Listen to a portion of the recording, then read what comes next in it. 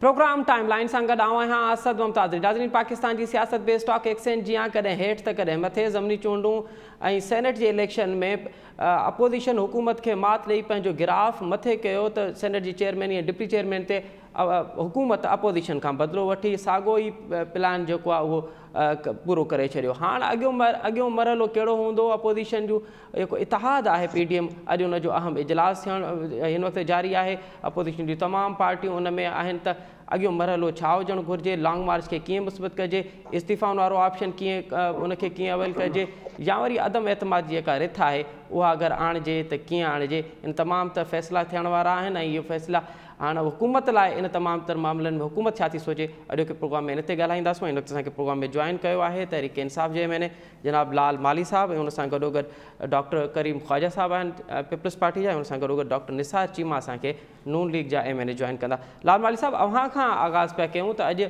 Opposition तमामु अहम फ़ैसिला करण वारी आहे।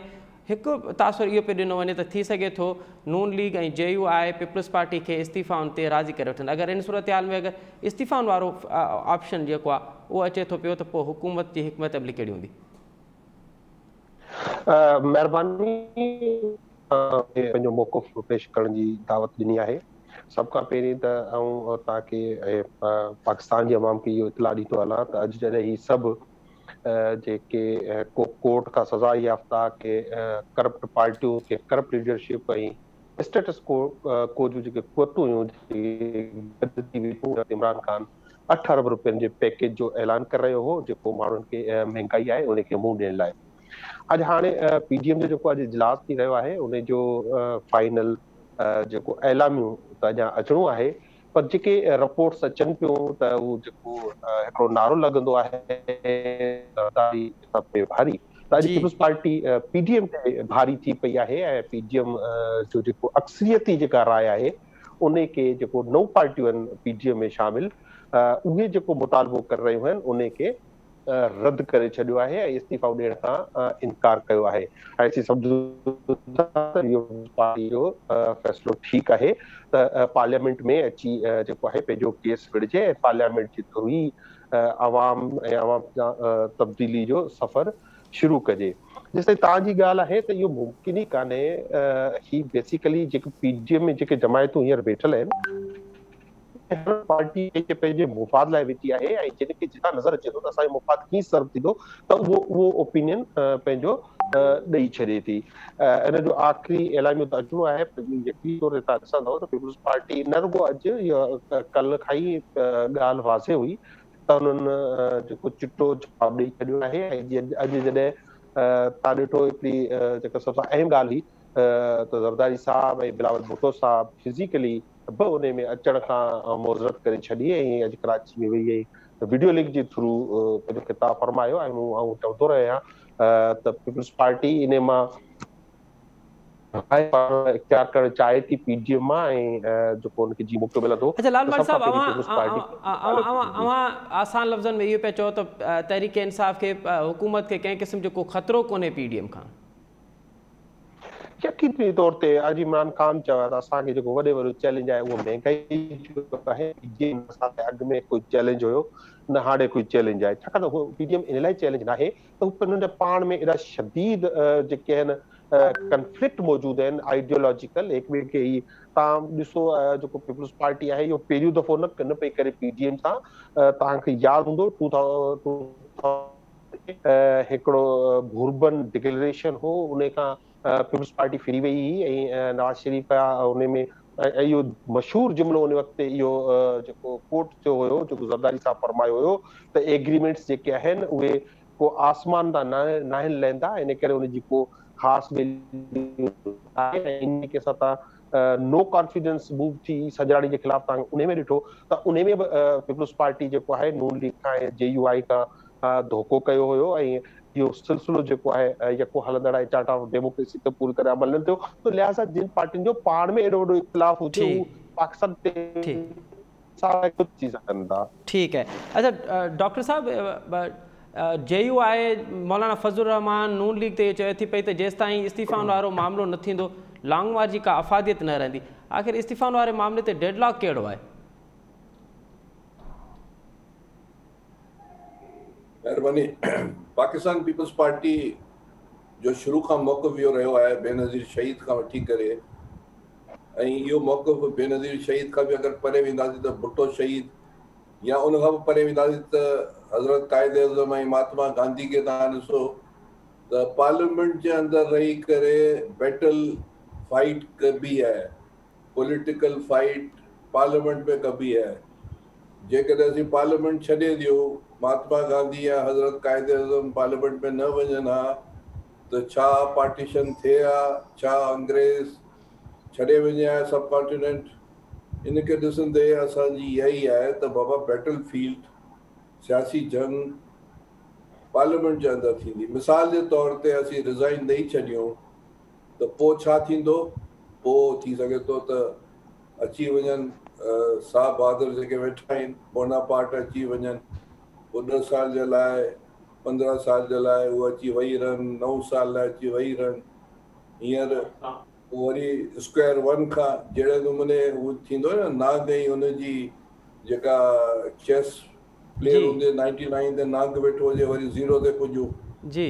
त असां सम्झूं था त जेके फाउंडिंग फादर्स आहिनि सब कॉन्टिनेंट जा, उन्हनि जेको दर्स ॾिनो आहे असां सभिनी खे, हिंदुस्तान हुजे या पाकिस्तान हुजे या असांजी लीडरशिप बेनज़ीर शहीद हुजे या भुट्टो शहीद हुजे, त पार्लियामेंट जे अंदरि असां रही करे वॉर कंदासीं, सियासी जंग कंदासीं। ठीक है। पार्लियामेंट छॾींदासीं त छा भला धर्मंद जे हवाले पाकिस्तान कयूं छा?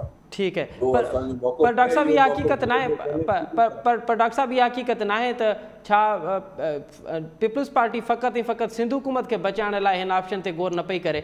अगर पीपल्स पार्टी वटि सिंध हुकूमत न हुजे तो पीपल्स पार्टी सब खां पहिरियां इस्तीफ़ा जो मुतालबो करे? अगर सिंध हुकूमत न बि हुजे हा त बि असांजी इहा ई स्टांस हुजे हा कि पार्लियामेंट में रही करे वॉर कजे। बिकॉज अगर असां रिज़ाइन कंदासीं तो दरंदा अची वेंदा, सम्झण जी कोशिश कयो। या असांजो पॉलिटिकल इहो असांजी सोच कान्हे, इहो भरे सघीर जी फाउंडिंग फादर जी सोच हुई, या भुट्टे जी सोच हुई, या बेनज़ीर जी सोच हुई, या मुजीबुर रहमान जी सोच हुई।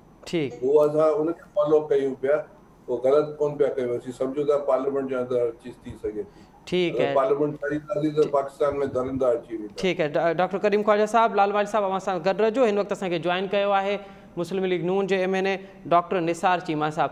चीमा साहब, लाल माली साहब का कहना है कि हमें PDM से कोई ख़तरा नहीं है। डॉक्टर करीम ख्वाजा साहब कह रहे हैं कि हमें हर सूरत पार्लियामानी जो फोरम है उसको यूज़ करना चाहिए, पार्लियामेंट से बाहर हमें किसी भी सूरत में नहीं जाना चाहिए, हम पार्लियामेंट के अंदर रह के अपनी स्ट्रगल करना चाहते हैं। आप क्या चाहते हैं, अदम एतमाद, लॉन्ग मार्च या इस्तीफ़ा? देखिए, गुजारिश ये है कि जो हमारे दोस्त PTI के फरमा रहे थे कि हमें PDM से कोई खतरा नहीं है जी। देखिए, बात यह है कि जब इंसान या कोई पार्टी या कोई लीडर बेहिस हो जाए, उसमें एहसास और जज्बात खत्म हो जाएं, लोगों के जज्बात ना समझे, तो फिर उसको कोई खतरा नहीं होता। उनको असल में तो देखें, बात यह है जो इन्होंने 2.5 साल में अवाम का कौम का अशर कर दिया है, अब भी इनको कोई खतरा नहीं है। अवाम के ऊपर जो जुल्म उन्होंने किए हैं महंगाई और बेरोजगारी की शक्ल में, अवाम इस हुकूमत को अजाब समझ रहे हैं और इससे निजात हासिल करने की दुआएं कर रहे हैं।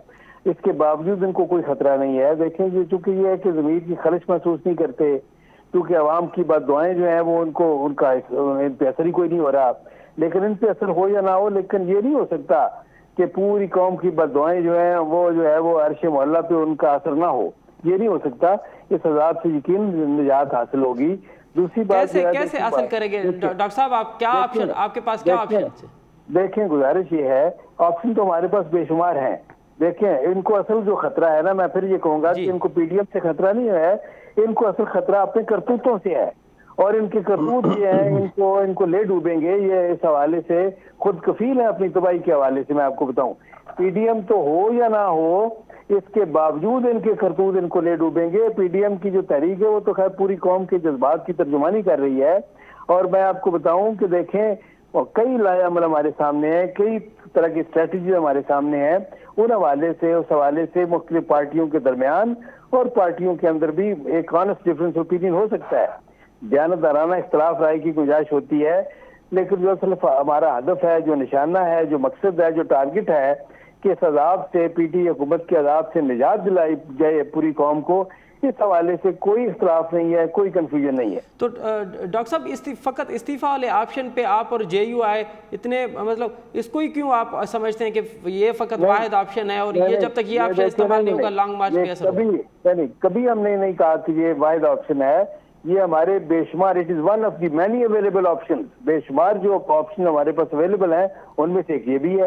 देखिए हमारी इज्तिमाई क़यादत जो है PDM में शामिल जमातों की जो फैसला करेगी सारी पार्टियां जो उसकी पाबंदी करेंगी। अच्छा डॉक्टर साहब, आप नहीं समझते कि आसिफ जरदारी साहब ने जो आज इजलास में मियाँ साहब को कहा कि प्लीज़ वापस आ जाएं, हुकूमत को तो याद ही नहीं था, हुकूमत तो सेनेट के इंतखाबात और दीगर मामलात में अब नवाज शरीफ का चैप्टर वो उसको छेड़ना ही नहीं चाहती थी। ये दोबारा जिंदा नहीं कर दिया आसिफ साहब ने मियाँ साहब के इशू को?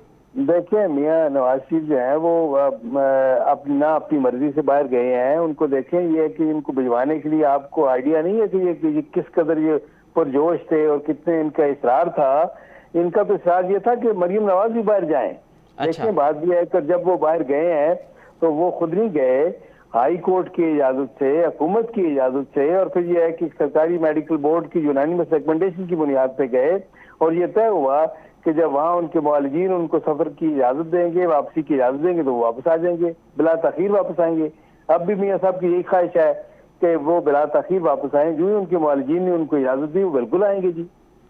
तो आप कह रहे हैं कि क्या आप नहीं जानते कि यहाँ जो सिस्टम है जिसको हम फेस कर रहे हैं, नैब ने ये साहब के नाम पे जो बदतरीन इंतकामी कार्रवाइयों के रिकॉर्ड कायम किए हैं, उनको देखते हुए वैसे ये बताइए कि कौन सा ये है कि एक ये शरीफ आदमी, एक कोई बेगुनाह आदमी वो जो है वो अपने आप को इनके सामने इस तरह के बदतरीन सिस्टम के सामने अपने आप को पेश करने के लिए तैयार होगा जहाँ इंसाफ नाम की कोई चीज नहीं है, जहाँ इंसाफ के नाम पे सिर्फ इंतकामी कार्रवाइयां हो रही हैं। ठीक है, ठीक। अच्छा लाल माली साहब, असांखे नज़र भी अचे पियो तो PDM जेका आहे उहा हिकिड़े पेज ते न आहे, PDM विखिरियल आहे।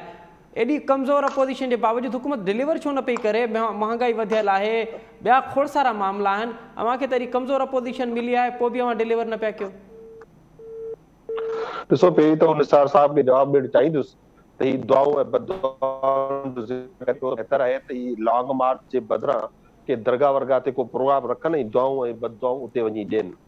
जेसिताईं तव्हांजो सुवाल आहे जे सूरत में पाकिस्तान जेको आहे पाकिस्तान तहरीक इंसाफ खे मिलियो हो त उन वक़्तु उनजी तमामु घणी सूरत हाल ख़राबी, इक़्तिसादी तमामु ख़राबी। मूं तव्हांखे ज़िक्र कयो अॼोकी तारीख़ में गुज़िरियल 10 सालनि में को एॾो वॾो पैकेज न आयो आहे जो डायरेक्ट अवाम खे सब्सिडी ॾिनी वञे। 19 आइटम से जेको रमज़ान पैकेज आहे, अहिड़ो पैकेज 2.5 अरब सां कॾहिं वधीक पैकेज न आयो आहे। अॼु इमरान ख़ान जी कैबिनेट इहो ऐलान कयो आहे मैन्युफैक्चरिंग जेका आहे उन जी ॻाल्हि आहे, रेमिटेंसिस वधनि पिया, तव्हांजो करंट अकाउंट डेफिसिट ख़तम थी वियो आहे। हाणे जॾहिं इकोनॉमी स्टेबल थी आहे त इन जो फ्रूट माण्हुनि खे मिलणु शुरू थी वेंदो। जेसिताईं PDM जी ॻाल्हि आहे त हाणे ही जेको चवनि था पिया PDM वटि बेशुमार ऑप्शन आहिनि। हिकिड़ो ऑप्शन त इहो अॼु आसिफ ज़रदारी ॿुधायो आहे, जे ॿुधायो पंहिंजो नवाज शरीफ खे त तव्हां जॾहिं बि हुकूमत कई आहे तव्हां त डिलीवरी कान्हे कयो, असीं छा लाइ इस्तीफ़ा ॾियूं? हुन चयो त अचो पाकिस्तान अचो त ख़बर पए। हू पाण हू वरी ॾिसो कहिड़ो फ़ख्र सां ॿुधाइनि था त कोर्ट जी इजाज़त सां भॼी वियो आहे, हुकूमत सां इजाज़त सां तयारु न आहे। हिननि जो बुनियादी हिननि में कंफ्लिक्ट एॾो वॾो आहे, इहो मुमकिन ई कान्हे ऐं को असां लाइ चैलेंज बणिजनि। ऐं तव्हां ॾिसंदव हाणे पाकिस्तान जी ख़ुशहाली जो दौर शुरू थी वियो आहे ऐं हाणे तव्हां मुख़्तलिफ़ पॉलिसीज़ जो ॾिसो, तव्हां ॾिसो इहो जेको असांजी नई पॉलिसी जेको इमरान ख़ान कम जोड़ी पई वञे ऐं जेको जल्दी उनजो अनाउंस थी वियो आहे, जल्दी उन सर्वे मुकमल थो थी वञे त जेके पाकिस्तान में 3 करोड़ ख़ानदाननि खे डायरेक्ट सब्सिडी हुकूमत तरफ़ां ॾिनी वेंदी। सो पाकिस्तान तहरीक इंसाफ तव्हांखे जल्द डिलीवर कंदे ऐं इहो तव्हांखे महसूस थींदो नज़र ईंदो त पाकिस्तान तहरीक इंसाफ डिलीवर करे पई। ठीक है। अच्छा डॉक्टर ख्वाजा साहब, अवां इन ॻाल्हि सां मुतफ़िक़ आहियो त हिकु त जेको लाल माली साहब चवे थो जेको कुझु आहे उहो अपोजिशन जे ॾिनल आहे, इन करे मामला बहितर न पिया थियनि, हाणे हुकूमत जेका आहे उहा डिलीवरी तरफ़ वञे थी पई ऐं हालात बहितर थींदा? मसलो इहो आहे त लाल माली साहब दोस्त आहे असांजो, पर मूंखे इहो ॿुधायो त हिन वक़्तु सॼी दुनिया में इकोनॉमिकल रिसेशन आहे, इकोनॉमिकल तबाही आहे। अमेरिका हुजे, यूरोप हुजे, हिंदुस्तान हुजे, हर जगह असांजा तहरीक इंसाफ जा जेके साथी आहिनि, दोस्त आहिनि, उहे चवंदा साईं वाह वाह मूंखे सम्झ में नथो अचे ज़रात तबाह आहे जिते असांजी GDP माइनस में वञी पुगी आहे। पाकिस्तान जी 72 साल जी तारीख़ में GDP माइनस में वञी पुगी आहे। इहे वर्ल्ड बैंक पई चए, असां कोन पिया चऊं। हाणे मूंखे ॿुधायो त हफ़ीज़ शेख हिननि जो जेको फाइनेंस मिनिस्टर आहे, मूंखे ॿुधायो त सॼी दुनिया में कोरोना आहे, पाकिस्तान खे कोरोना वैक्सीन चाइना जेको आहे फ्री में ॾिनी आहे, डोनेट कई आहे। हाणे जेको आहे WHO तव्हांखे डोनेट कंदो। हिननि में इहा सख़्तु कान्हे हफ़ीज़ शेख जेको फाइनेंस मिनिस्टर ऐं PTI जो जेको प्राइम मिनिस्टर खे तो परचेस कनि। ठीक है। हिंदुस्तान अञा ताईं पंहिंजे 5 करोड़ माण्हुनि खां वधीक माण्हुनि खे 15 करोड़ माण्हुनि खे इंजेक्शन लॻाए चुकी आहे। पाकिस्तान में त करोड़ छा अञा 5 लाख माण्हुनि खे इंजेक्शन कान लॻी आहे, उहो बि असीं पिनो पिया। पर डॉक्टर साहब वो तो वरी पंहिंजी वैक्सीन बि ठाहिनि था पिया, असां वटि त एतिरी कैपेसिटी बि न आहे। अच्छा डॉक्टर साहब इहो ॿुधाइजो त मुंहिंजी ॻाल्हि ॿुधो जी जी त हिन हुकूमत खे इहा अक़ल कान्हे त वञी वैक्सीन ख़रीद कनि ऐं पाकिस्तान जे माण्हुनि खे लॻाइनि। ऐं ज़रात में तबाही आहे ऐं सनत में तबाही आहे, माइनस GDP लॻी पई आहे। कल्ह जी रिपोर्ट इहा आहे जेका हिते मीडिया इंटरनेशनल मीडिया ते हले पई त UAE हिननि खां पैसा वापसि घुरिया आहिनि ऐं हिननि चयो त ख़ुदा खे मञो असांखे कुझु टाइम ॾियो। इंटरनेशनल आइसोलेशन लॻी पई आहे, न जेको मुस्लिम वर्ल्ड सां गॾु आहे न ॿिया मुल्कनि सां ॿधल आहिनि। सो एतिरी आइसोलेशन तमाम त सूरतहाल में अपोजिशन किथे आहे। अॼु जेको इजलास पियो थिए उनमें उनमें ज़रदारी साहब जो भला इहो चवण त अगरि नवाज़ शरीफ़ हिते अची वेंदो त असां सभु ॿधिजी वेंदासीं, इहे छा पिया शो करे? इहो कहिड़े तरफ़? ॻाल्हि ॿुधो पीपल्स पार्टी लॉन्ग मार्च में बि ॿधल आहे, जलसन जुलूसनि में बि ॿधल आहे। जेके प्रोटेस्ट आहिनि उनमें असां हिननि सां ॿधल आहियूं। जलसा जुलूस जेके बि थिया आहिनि PTM जो सभ खां वॾो में वॾो जलसो कराची ऐं हैदराबाद में थियो आहे। त असांजी सचाई सां असां कयो आहे न।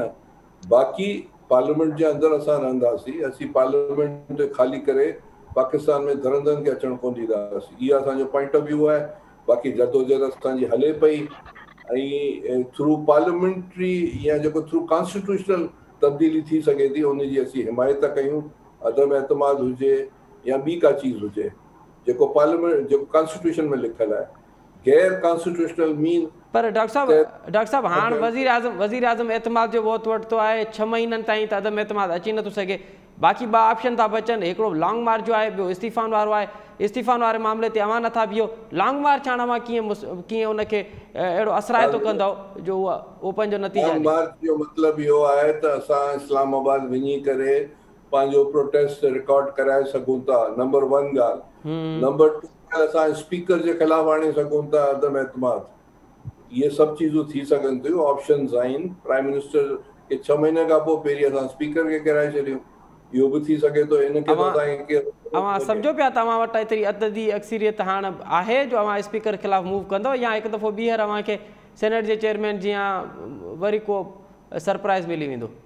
ॾिसो असां वटि इलाही ऑप्शन्स आहिनि पार्लियामेंट जे अंदरि ऐं पार्लियामेंट जे ॿाहिरि, through protest, through rallies, through long मार्चिस।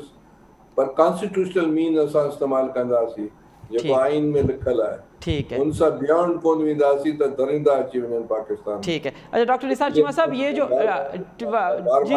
जी करीब साहब, ठीक है, सिस्टम खत्म थी वई। ठीक है अवां चओ पिया त को बि अहिड़ो कमु न, को अहिड़ो ऑप्शन न ॾिबो, को अहिड़ो जेको आहे मौक़ो न ॾिबो त जीअं जेको आहे पार्लियामेंट ऐं आइन खां हटी वञे। अच्छा डॉक्टर निसार चीमा साहब, ये जो डॉक्टर करीम ख्वाजा साहब बात करें कि स्पीकर के खिलाफ अदम एतमाद के मूव हम ला सकते हैं, क्या आप इस ऑप्शन पे सहमत हैं पीपल्स पार्टी के साथ? नहीं, बिल्कुल वो ला सकती है, हमें इसमें कोई शक नहीं है। ये तो बड़ी कमजोर सी बैसाखियों के सहारे खड़ी है हुकूमत, और ये देखें बल्कि खड़ी की गई है। ये यूसुफ गिलानी साहब का जीतना यानी इस बात की बिल्कुल वाज़ेह दलील है कि नेशनल असेंबली में ये जो है इनको अक्सरियत हासिल नहीं है। बात ये कि जब चाहे इनके खिलाफ अदम एतमाद की तहरीक आ सकती है, स्पीकर के खिलाफ भी, इवन वज़ीर आज़म के खिलाफ भी। देखें बात ये, और इसी तरह पंजाब में भी इनकी हुकूमत बहुत कमजोर सी एक सहारे से पे खड़ी है, और ये भी है कि किसी वक्त भी धड़ाम से नीचे गिर सकती है। कोई मसला नहीं है हमारे पास। जिस तरह मैंने कहा कि बड़े ऑप्शन मौजूद हैं। तो चीमा साहब, ये पंजाब वाली जो बात कर रहे हैं, चौधरी बिरादरान आपके साथ हैं और आपके साथ इस मामले में राब्ते? देखें, असल बात ये है कि जो सियासतदान है, सही देखें, चौधरी बिरादरान भी आखिर सियासतदान है। जो सियासतदान है जिन्होंने ये है कि अवाम के पास जाना है वोट लेने के लिए, वो तो ये है कि इस हुकूमत से अपने आप को डिसोसिएट करना चाहते हैं, क्योंकि ये बदनाम तरीन हुकूमत है। देखिए, हमारी पूरी मुल्की तारीख में जितनी जल्दी ये जो है ये बेतौकीर हुई है, बदनाम हुई है, इसने अपनी क्रेडिबिलिटी खो दी है, इससे ये तो नया रिकॉर्ड कायम हुआ है। अब ये है कि सबको पता है कि डूबती हुई कश्ती है। हर बाशऊर शख्स जो है, हर जो है दूर अंदेश सियासतदान, वो अपने आप को इससे अलग रखना चाहता है, इससे अलग करना चाहता है, इससे डिसोसिएट करना चाहता है, इस डूबती हुई कश्ती से छलांग लगाना चाहता है। इस वजह से यह है कि मुझे यकीन है कि हमारे, देखें, आज मैं आपको वाज़ेह तौर पे कहता हूं कि अगर जो पीटीआई के एमएनए हैं, अगर उनको ये यकीन दिला दिया जाए कि उनको आइंदा इलेक्शन में मुस्लिम लीग नून का टिकट मिल जाएगा, तो दर्जनों के हिसाब से एमएनए उनके छोड़ने के लिए तैयार है, मैं आपको बताऊं। अच्छा जी, बिल्कुल। और आपने जो पंजाब असेंबली की बात की, क्या चौधरी बिरादरान से राब्ते हैं? नहीं, सियासतदान एक दूसरे मिलते रहते हैं, राब्तों की ऐसी बात नहीं है, कोई राब्तों का फुकदान नहीं होता। और ये जिस तरह मैंने कहा कि चौधरी बिरादरान हो, बाकी सारे लोग हों, सियासतदान, उनको पता है कि ये तो डूबती हुई कश्ती है, इससे जितनी जल्दी छलांग लगा दी जाए, जितनी जल्दी इससे अपने आप को डिसोसिएट किया जाए, इससे फासला पैदा किया जाए, उतना ही बेहतर है, क्योंकि बिलाखिर अवाम के पास जाना है वोट लेने के लिए। और जिसका ताल्लुक पीटीआई से होगा, वो क्या मुंह लेके अवाम के पास जाएगा वोट मांगने? कौन सी कारकर्दगी दिखा के वो जो अवाम से वोट मांगेगा? जो इन्होंने असर कर दिया है अवाम का पिछले 2.5 साल में। देखें, बात यह है कि अवाम तो बिल्कुल इससे निजात हासिल करने के लिए दुआएं कर रहे हैं सजाब से। ठीक है। अच्छा, लाल वाली साहब, अगर स्पीकर के खिलाफ अदम एतमाद अची थी तो 16 मेंबरनि तो हुआ ही, असां ॾिठो थी त यूसुफ रज़ा गिलानी के वोट वारे उन अमल में अवां खां परे थिया, अवां खां उन्हनि बग़ावत कई। अवां नथा सम्झो त इहो ऑप्शन अवां खे ॾुखियो साबित थी सघे थो? ॾिसो, सभ खां पहिरीं त ॿिन्ही भाइरनि जी ॻाल्हि जी त को हुकूमत ॾाढी परेशान आहे। अॼु त हुकूमत ऐलान पई करे अवामी भलाई ऐं महांगाई खे कंट्रोल करण लाइ मुख़्तलिफ़ इक़दामात जो, त ॿिए पासे होॾां पीडीएम जो मातम कया। हिकिड़े पासे ज़रदारी साहब चए थो त मूं 14 साल क़ैद कटे आयो आहियां, ॿिए पासे वरी नवाज़ चए पई त मूंखे मुंहिंजे पीउ जे साम्हूं गिरफ़्तार कयो वियो। मौलाना फजल रहमान साहब फरमाए पियो त अगर मैं अबाउ अजदाद की अगर वो कुर्बानियां बताऊं तो सब रो पड़ेंगे। त हाणे इहो मातम जेको आहे, इन्हनि जो इहो इमरान खान खे को इनारो त हिनखे ॾियणो न आहे, ऐं भली तौर ते चङी तरह सां सम्झूं त कंहिं बि सूरत में हिननि खे इनारो न मिलंदो। जेका ॻाल्हि डॉक्टर साहब करे पियो त के ॿियूं कुवतूं अची वेंदियूं, त हाणे ॿियूं कुवतनि ते अचण जो सवाल ई पैदा कोन थो थिए, छाकाणि त जेका हाणे जेका इहो ख़ासि तौर ते नवाज़ शरीफ़ जो जेको बयानियो हुयो, उन बयानीअ जो वज़न पीपुल्स पार्टी न खणी सघी। ऐं हाणे पीपुल्स पार्टी आईन पाकिस्तान सां, पाकिस्तान जा जेके इदारा आहिनि, नवाज़ शरीफ़ टेक कंदो रहियो हुयो, हाणे उन्हनि सां गॾु बीह रहिया आहिनि। माली साहब, अवां खे उहे 16 माली साहब अवां खे क़ौमी असेंबली में उहे 16 मेंबर मिलिया जिन्हनि अवां जे ख़िलाफ़ वोट ॾिनो? ॾिसो, उहो असां कल्ह बि हिकिड़ी प्रेस कॉन्फ्रेंस करे इलेक्शन कमीशन जे हवाले सां मुतालबो कयो आहे त इहो आइनी ज़िम्मेवारी आहे इलेक्शन कमीशन ऑफ पाकिस्तान जी, त हुननि 16 मेंबरनि खे ॻोल्हे। नंबर 1। नंबर 2, जे हू नथी ॻोल्हे, न ॻोल्हे, चेयरमैन जो इलेक्शन ॾिसो त छा थियो आहे। ऐं ॿियो, उन्हनि मेंबरनि जेको आहे इहो vote of confidence 176 member vote of confidence ॾिनो हुयो इमरान खान खे 2018 में। हींअर उहो वधी 178 थी वियो आहे। तव्हां ॾिसंदव त इन्हनि जी असांजी ताक़त मज़बूत थींदी पार्लियामेंट में, ऐं हिननि में जुरत ई न आहे। तव्हां ॾिसो, इन पीपुल्स पार्टी छा चयो आहे त अॼु ज़रदारी साहब छा चयो आहे? पीपुल्स पार्टी पहिरीं चयो त हीउ जेको आहे असीं मूव था आणियूं नो कॉन्फिडेंसी पंजाब में, ऐं पंजाब में हिन जो कोई स्टेक ई कान्हे, त हिननि खे मूव खणी ओड़ा करण जी कहिड़ी ज़रूरत हुई, ॻाल्हि जी कहिड़ी ज़रूरत हुई? ऐं अॼु वरी पंजाब तां जेको पंजाब जो लीडर जेको आहे नवाज़ शरीफ़ आहे, ऐं हाणे पीपुल्स पार्टी जेको सुकड़ी हिकिड़े पासे थी वई आहे, हिन जी रेक्स वई इस्तीफ़ा ॾियण जी ॻाल्हि कई त हिनखे ख़तरो आहे चङी त असांजा मेंबर ऐं नून लीग जा मेंबर न ॾींदा, रुॻो ऐलान करण सां ई हू गुम थी वेंदा। त तो इन करे इहो वाइज फ़ैसिलो आहे मुंहिंजो। ठीक है। अच्छा डॉक्टर करीम ख्वाजा साहब, ईंदड़ ॾींहनि में अवां किथे था ॾिसो पाकिस्तानी सियासत खे, या अपोजिशन वटि कहिड़ा ऑप्शन आहिनि जेके इस्तेमालु करे हुकूमत खे टफ टाइम ॾेई सघे थी? ॾिसो ॿ टे ॻाल्हियूं मां थोरो क्लियर कयां। तारीख़ी तौर ते जॾहिं दुनिया में वबाऊं आयूं आहिनि, या दुनिया में वर्ल्ड वॉर्स थियूं आहिनि, या दुनिया में अर्थक्वेक्स आया आहिनि, तो नओं समाज उभरंदे नज़र आयो आहे। आख़िरी दफ़ा जेको दुनिया में वबा आई हुई 1918 में ऐं 1920 ताईं हुई, जंहिंमें लखां माण्हू करोड़ माण्हू हलाक थिया। ऐं तव्हां ॾिसो त जेको 5 वॾियूं जेके सो इंपीरियलिज़म ख़तमु थी सॼी दुनिया में, हिकिड़ी ऑटोमस हुई, जर्मन इंपीरियलिज़म हुई, ज़ार रशिया हो, अहिड़े नमूने जेके सो तहस नहस थी विया हुआ।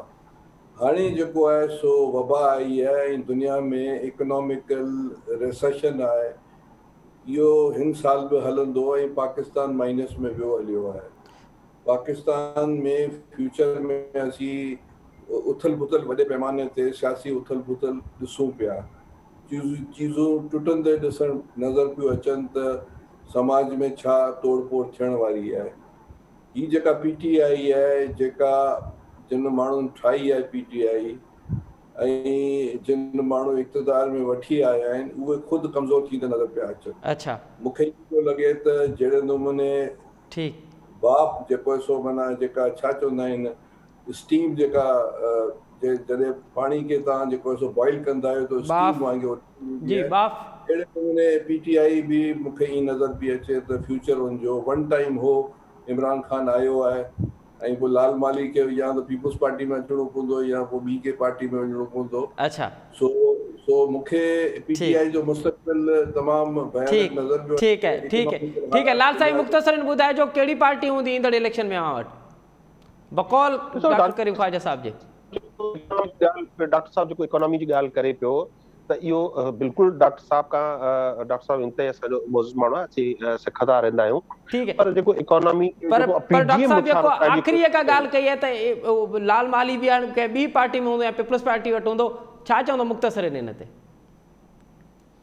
ॾिसो इहो सियासी बयान माण्हू ॾींदा रहंदा आहिनि। मुंहिंजो आउं पाकिस्तान तहरीक इंसाफ़ सां आहियां ऐं पाकिस्तान तहरीक इंसाफ़ जी आइडियोलॉजी सां आहियां, उन सां ई रहंदुसि। वॾी महिरबानी लाल माली साहब, डॉक्टर करीम ख्वाजा साहब, डॉक्टर निसार चीमा साहब।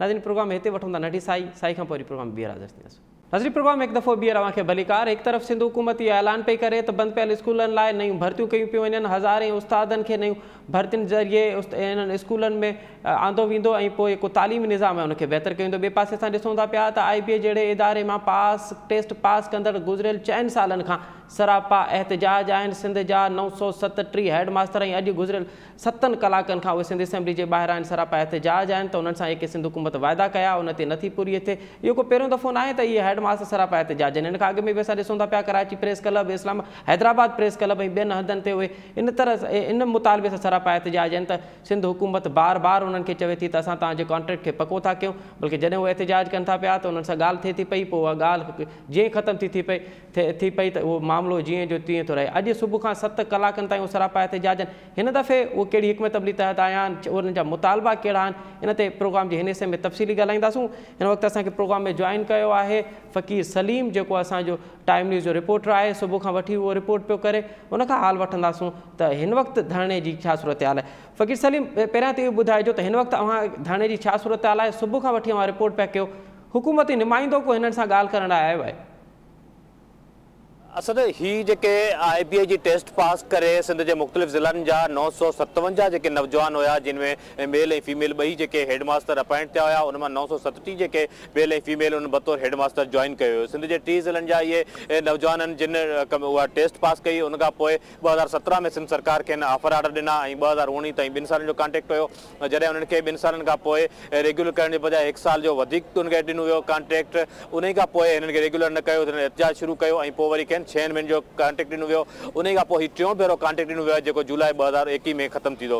हीअ जेके उस्ताद आहिनि, जेके हेडमास्टर आहिनि, इहे काफ़ी अरसे खां इन स्ट्रगल में हुया त हिनखे रेगुलर कयो वञे, पर सिंध सरकार खे रेगुलर करण जे बजाए हाणे जेका आहे कुझु ॾींहं अॻु में पब्लिक सर्विस कमीशन जे थ्रू इहो फ़ैसिलो कयो आहे त 22 मार्च ते हिकिड़ी टेस्ट वरिती वेंदी जेके सिंध में हेडमास्टर जूं ख़ाली पियल 1500 पोस्टूं आहिनि उहे भरियूं वेंदियूं, उन में मेल ऐं फीमेल सभई शामिल हूंदा। फ़कीर सलीम अवां सुबुह खां वठी रिपोर्ट पिया कयो, इहो ॿुधाइजो त हिन वक़्त ताईं इन्हनि सां को हुकूमती नुमाइंदो राब्ते में आयो आहे? असद न, ही जेके एहतजाज कंदड़ आहिनि इहे कराची प्रेस क्लब वारो 15 ॾींहंनि ताईं वेठा रहिया, तॾहिं बि कंहिं सां राब्तो न कयो। उन खां पोइ ही अॼु मंझंदि जो हुतां निकिता आहिनि, जेके 2 वॻे खां वठी सिंध असेंबली जे ॾाढो गुज़िरियल 6 कलाकनि खां धरणो वञी वेठा आहिनि, पर उनजे बावजूदि हिन सां कंहिं राब्तो न कयो आहे। ऐं कुझु देरि अॻु में जॾहिं हिते धरणो वञी रहिया हुआ ऐं हिते मौजूदु हुया, उन ई दौरान सिंध जे इतलात खाते जो सूबाई वज़ीर जेको नासिर हुसैन शाह आहे, उन कराची जी सिंध असेंबली में प्रेस कॉन्फ्रेंस कई, पर हिननि सां न मिलियो। ही जेके आहिनि सो काफ़ी देरि खां हिते एहतजाज करे रहिया आहिनि। हिननि जो इहो मुतालबो आहे त 1 पॉइंट एजेंडा आहे त जेका पब्लिक सर्विस कमीशन पारां टेस्ट पई वरिती वञे उहा 22 मार्च ते उहा पोस्टपोन कई वञे, हिननि खे जेका आहे सो रेगुलर कयो वञे। हिननि जो इहो चवणु आहे त ही हिते एसि ताईं धरणो जारी रखंदा जेसि ताईं कंहिं रेगुलर नथो कयो वञे। इन खां अॻु में कुझु देरि अॻु में हिननि इहा कोशिशि कई त ही सीएम हाउस ॾांहुं मूव कनि, पर पुलिस जी वॾी नफ़री आहे जंहिं जेका फुआरा चौक वारो रस्तो आहे उन ते रुकावटूं विझी हिननि खे रोके छॾियो। उन खां पोइ वरी वापसि अची जेका आहे सिंध असेंबली ॾाढो धरणो वञी वेही रहिया आहिनि। हिन धरणे में उहे जेके फीमेल टीचर्स आहिनि, हेडमास्टर्स आहिनि, उहे मौजूदु आहिनि, जेके हिते पंहिंजा मासूम ॿार वठी आया आहिनि, उहे बि हिन धरणे में मौजूदु आहिनि। हींअर जेका आहे तक़रीबन सिंध जे 30 ज़िलनि जा 937 जेके हेडमास्टर्स आहिनि जिन IBA टेस्ट पास कई सरापा एहतजाज आहिनि। जी वॾी महिरबानी फ़कीर सलीम। नाज़रीन, अवां फ़कीर सलीम जो धरणे वक़्तु उहो हिन वक़्तु मौजूदु आहे, ऐं उनजो इहो ॿुधो त हीअ सुबुह खां वठी 7 कलाकनि खां वठी सरापा एहतजाज आहिनि। 2 दफ़ा सिंध हुकूमत उन्हनि खे कॉन्ट्रेक्ट जेको आहे उहो वधायो आहे। हिन दफ़े उनजो ख़्यालु आहे त इहो कॉन्ट्रेक्ट हाणे वधायो न वञे, असांखे मुकमल तौर ते जेको आहे उहो पको कयो वञे, छाकाणि त असां IBA खां 4 साल अॻु में टेस्ट पास कईसूं। सिंध हुकूमत हिकु दफ़ो ॿीहर सिंध पब्लिक सर्विस कमीशन ज़रिए 22 मार्च ते उन्हनि खां इहो टेस्ट वठणु चाहे थी पई, ऐं उन टेस्ट में के पास थींदा त उनखे ॿीहर उहे ऑफर आर्डर ॾिना वेंदा। विजय कुमार प्रोग्राम में भलीकार पहिरियां त इहो ॿुधाइजो त अव्हांखे आख़िर 22 मार्च वारे हिन जेको हुकूमती फ़ैसिलो आहे इन सां इनकार छो आयो? अगरि तव्हां टैलेंट आहे, अव्हां पास करे सघो था पिया, त पोइ अव्हां इन इम्तिहान खां लहरायो छो था? असल में ॻाल्हि जेको आहे उहो टेस्ट में वेहण जी न आहे। ॻाल्हि इहा आहे त कॾहिं बि न आहे थियो तारीख़ में त हिकिड़ी नौकरी जे लाइ जेका आहे वरी टेस्ट ॾिनी वञे। तव्हां पाण ॾिसो IBA सखर जेको आहे हिकिड़ो मुस्तनद इदारो आहे, हिकिड़ो वेल रिप्यूटेड इदारो आहे, जंहिंजी ताज़ो ई जेको आहे जॾहिं JST ऐं PST जी जॉब्स जूं अनाउंसमेंट कयूं वयूं त सईद गनी साहब मिनिस्टर एजुकेशन साहब पाण इहो तस्लीम करे चुका आहिनि त सिंध में IBA सखर खां वधीक को साख वारो इदारो ई न आहे। उहो इदारो जेको 20 ग्रेड जा जज भर्ती करे सघे थो उहो उते क़बूल आहे, पर 17 ग्रेड जा हेड मास्टर जेके 4 सालनि खां परफॉर्म कनि पिया IBA जे थ्रू आया आहिनि, हिकिड़े प्रेस्क्राइब मैनर तहत जेको आहे उन्हनि खे अपॉइंट कयो वियो आहे, त पोइ वरी उन्हनि जे लाइ टेस्ट कहिड़े कानून तहत वरिती पई वञे। सो इहो सरासर नाइंसाफ़ी आहे। असां 4 सालनि खां परफॉर्म कयूं पिया, 4 सालनि खां असां परफॉर्म कयूं पिया, 4 सालनि खां असां बहितरीनु परफॉर्म कयो आहे, तमामु ज़बरदस्त परफॉर्म कयो आहे। ऐं असांजी कारकर्दगी बि असां हिन वक़्तु मौजूदु आहियूं सिंध असेंबली जे तारीख़ साज़ जेको इदारो आहे उन जे गेट ते। हिन इदारे में बि जेको मिनिस्टर एजुकेशन, अॻूणो मिनिस्टर एजुकेशन बि इहो तस्लीम करे चुको आहे त IBA हेड मास्टर्स उहे हेड मास्टर्स आहिनि जिन्हनि तमामु बहितरीनु कमु कयो आहे। उन्हनि जे बदौलत अच्छा विजय, इहो ॿुधाइजो तव्हांजो जॾहिं अपॉइंटमेंट ऑर्डर निकितो त उन में छा हुयो? छा अव्हां कॉन्ट्रेक्ट ते भर्ती थिया हुयो या उन वक़्तु अव्हां सां काई शर्त रखी वई तव्हांजी कारकर्दगी बहितर हूंदी, अव्हां स्कूल सुठा हलाया त अॻिते हली अव्हांखे पको बि कयो वेंदो? जी बिल्कुलु, असांजे उन ऑर्डर में क्लियर कट इहो लिखियलु हुयो त तव्हांजी जेका मुस्तक़िली हूंदी उहा तव्हांजी परफॉर्मेंस जे बेस ते हूंदी। हाणे ॾिसो न, असांखे कॉन्टेक्ट ते रखियो वियो हुयो 2 सालनि जे लाइ, उन खां पोइ 1 साल जो वरी असांजो कॉन्ट्रेक्ट एक्सटेंड कयो वियो, मतिलबु तॾहिं असांजो एक्सटेंड कयो वियो, ऐं उन खां पोइ वरी 6 महीना एक्सटेंड कयो वियो। त माना असांजी परफॉर्मेंस कोर्ट में बि इहो लिखी ॾेई चुका आहिनि त असांखे हिननि जी परफॉर्मेंस ते कोई एतिराज़ न आहे। जेकॾहिं परफॉर्मेंस ते एतिराज़ न आहे त पोइ IBA खां जेको इम्तिहान वठी असांखे अपॉइंट कयो वियो उहो फ़ैसिलो बि त सिंध गवर्नमेंट जो हुयो न। असां त कोन चयो त असांखे जेको आहे तव्हां IBA खां वठो, जेकॾहिं कमीशन जे थ्रू ई असांखे रखिणो हुयो तव्हां तॾहिं कमीशन वठो आहे, पर हाणे असांखां कमीशन जो हिकिड़ो बहानो ॾेई ऐं असांखे जेको आहे टर्मिनेट कयो पियो वञे, इहा सरासर नाइंसाफ़ी आहे। 957 फैमिलीज़ जो सवाल है, उन्हनि जे बच्चनि जी रोज़ी रोटी जो सवाल है। ठीक है, 937 फैमिली जो सवाल है, उन्हनि जे नौजवाननि जो सवाल है। ये नौजवान उहे आहिनि जिन्हनि IBA जे अहिड़े इदारे मां इम्तिहान पास कयो। वरी महिरबानी विजय कुमार, ये उहे नौजवान आहिनि जिन्हनि IBA जहिड़े इदारे मां पास कयो आहे। इन्हनि बकौल विजय कुमार जे त सिंध हुकूमत इन्हनि खे पहिरें ॾींहं ते चयो जेकॾहिं अव्हां जी कारकर्दगी बहितर हूंदी, जेकॾहिं असां अव्हां जी कारकर्दगी मां मुतमइन थियासीं त अॻिते हली अव्हां खे पको बि कयो वेंदो। हिन वक़्तु सिंध हुकूमत इन ॻाल्हि जो एतिराफ़ बि करे, सिंध हुकूमत कोर्ट में इन ॻाल्हि जो एतिराफ़ कयो आहे त असांखे हिन जी कारकर्दगी सां को मसइलो न आहे, असां हिन जी कारकर्दगी सां मुतमइन आहियूं। इहे स्कूल बहितर हलाइनि था पिया, पर छाकाणि त कॉन्ट्रैक्ट आहे इन करे कॉन्ट्रैक्ट हाणे वधायो न वेंदो, बल्कि इन्हनि खे जेका 22 मार्च वारी टेस्ट आहे उहा टेस्ट पास करणी पवंदी। हिन जेको धरणो आहे इन में सिर्फ़ु मेल टीचर्स न आहिनि, मेल उहे नौजवान न आहिनि जिन्हनि IBA मां टेस्ट मां पास कई आहे, बल्कि हिन में फीमेल बि आहिनि। हिन वक़्तु असांखे प्रोग्राम में हिकिड़ी ॿी एहतजाज कंदड़ जेका आहे उन जॉइन कयो आहे, अमीर ज़ादी आहे। अमीर ज़ादी हिन एहतजाज में शामिल आहे, उनखां पोइ मूंखे वठंदासूं। अमीर ज़ादी, अव्हां ॿुधायो त जेकॾहिं इहो धरणो वधे थो पियो ऐं अव्हां सां हुकूमत जो को नुमाइंदो ॻाल्हि लाइ तयारु न आहे त पोइ छा अव्हां इन धरणे में जीअं जो तीअं ई रहंदव या अव्हां जी का ॿी का हिकमत अमली बि आहे? सॉरी सर, तव्हां पंहिंजो सवाल रिपीट कजो। हाँ, अगर असां हुकूमत जो को बि माण्हू असां सां ॻाल्हि ॿोल लाइ हिते न आयो त असां पंहिंजो धरणो कंटिन्यू रखंदासीं ऐं असां हिनखे तेसि ताईं ख़तमु न कंदासीं जेसि ताईं असांखे रेगुलर न कयो वेंदो। अच्छा अमीर ज़ादी, इहो ॿुधाइजो त अव्हांखे हाणे इनकार छा ते आहे? 22 मार्च वारी टेस्ट ते आहे या अव्हां जो कॉन्ट्रैक्ट न पियो वधे इन करे अव्हां एहतजाज में आहे? असांजो एहतजाज इन ॻाल्हि ते आहे त जेको असां खां टेस्ट वरितो वियो IBA सखर जे थ्रू, हिकिड़ो रेप्यूटेबल इंस्टीट्यूट आहे, उन जे थ्रू बुकला जे 20 ग्रेड जे ऑफिसर्स जी त अपॉइंटमेंट थी सघे थी, लेकिन असांजी जेकी अपॉइंटमेंट थी उहो उनखे हाणे जेको आहे 4 सालनि खां पोइ उनखे कैंसिल कयो पियो वञे ऐं वापसि खां एडवर्टाइज़मेंट करे वरी रीटेस्ट वरितो पियो वञे। इहो असांजो जेको इन ॻाल्हि ते असांजो एतिराज़ आहे त इहो ईअं रीटेस्ट न वरितो वञे। ऐं अगरि IBA सखर तव्हांजो रेप्यूटेबल इंस्टीट्यूट न आहे त पोइ तव्हां उनखे बंदि करे छॾियो, तव्हां उन खां बाक़ी जेके तमामु टेस्टिस वठी तव्हां उन्हनि खे रेगुलर कयो। ठीकु आहे अमीर ज़ादी, इहो नंढड़ो जेको ॿारु अव्हां सां गॾु आहे इहो कंहिंजो आहे? इहो बि अव्हां सां हिन धरणे में शामिल आहे? ज़ाहिरी ॻाल्हि आहे त असां पंहिंजा ॿार बच्चा वठी हिते आया आहियूं ऐं केतिरनि ॾींहंनि खां पुठियां 15 ॾींहंनि खां असीं कंटिन्यूअसली हिते वेठा आहियूं, त को बि हुकूमत जो अञा ताईं को बि माण्हू नथो अचे जेको असां सां ॻाल्हाए, जेको का डायलॉग्स करे। ईअं असां सभु सिंध जूं नियाणियूं हिते रोडनि ते वेठा आहियूं। असां हैदराबाद खां, डिफरेंट डिस्ट्रिक्ट खां तमामु फीमेल्स हिते मौजूदु आहिनि ऐं मां पाण हैदराबाद खां आई आहियां। जेकॾहिं इहो धरणो वधे थो पियो त अव्हांजी हिकमत अमली कहिड़ी हूंदी? सॉरी सर, जेकॾहिं इहो धरणो वधे थो पियो त पोइ अव्हांजी हिकमत अमली कहिड़ी हूंदी? अव्हां सिर्फ़ु एहतजाज कंदो या हाणे वज़ीर आला हाउस या कंहिं ॿिए हाउस लाइ मूव बि कंदो?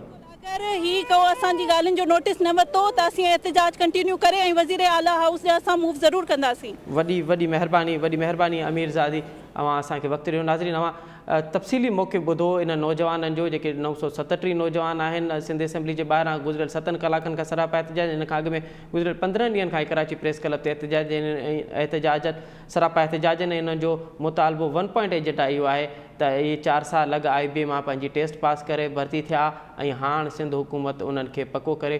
ॿियो को इन्हनि जो मुतालबो न आहे। 22 मार्च ते सिंध हुकूमत इन्हनि जी ॿीहर टेस्ट करण जो फ़ैसिलो कयो आहे। हाणे ॾिसणो इहो आहे त सिंध हुकूमत इन्हनि पंहिंजे नौजवाननि सां कहिड़ो सहकार थी करे, छा सिंध हुकूमत इन्हनि खे पको थी करे या वरी 22 मार्च जी टेस्ट लाइ इन्हनि खे मजबूर थी करे। हिते प्रोग्राम जे वक़्तु पंहिंजी पुॼाणी ते पहुचे थो। असद मुमताज़ ॾींदा इजाज़त। अला भाई।